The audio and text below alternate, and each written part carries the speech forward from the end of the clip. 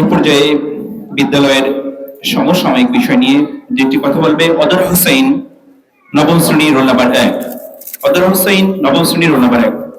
বালিকা উচ্চ বিদ্যালয় কর্তৃক আয়োজিত বার্ষিক ক্রীড়া, সাহিত্য, সংস্কৃতি ও পুরস্কার বিতরণী অনুষ্ঠান 2025-এ উপস্থিত সম্মানীয় সভাপতি, সম্মানিত প্রধান অতিথি ও সম্মানিত বিশেষ অতিথিবৃন্দ, শ্রদ্ধেয় শিক্ষকবৃন্দ ও আমার প্রাণপ্রিয় বোনেরা, সকলকে বিদ্যালয়ের শিক্ষার্থীদের পক্ষ থেকে শুভেচ্ছা ও সালাম। আসসালামু আলাইকুম। আমাদের বিদ্যালয়টি 1987 সালে স্থাপিত হয় আর আজ 2025 সাল। আমরা বর্তমানে বিদ্যালয় কার্যক্রম চালিয়ে যাচ্ছি একটি জরাজীর্ণ ভবনে। আমাদের বিদ্যালয়ের একটি ভবনটি খুব ঝুঁকিপূর্ণ, যাতে আমাদের বিদ্যালয়ের কার্যক্রম পরিচালনা করতে অসুবিধা হচ্ছে।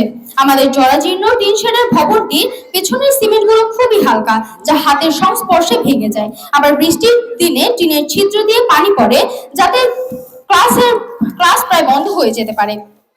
আমরা আপনাদের সুদৃষ্টি আশা করছি। 2017 সালে একটি ভবন বিদ্যালয়ের নামে বরাদ্দ হলেও ঠিকাদার প্রতিষ্ঠান আজও কাজ শুরু করেনি, শুধু ফাইলিং এর কাজ করে অন্যান্য কাজ বন্ধ রেখেছে।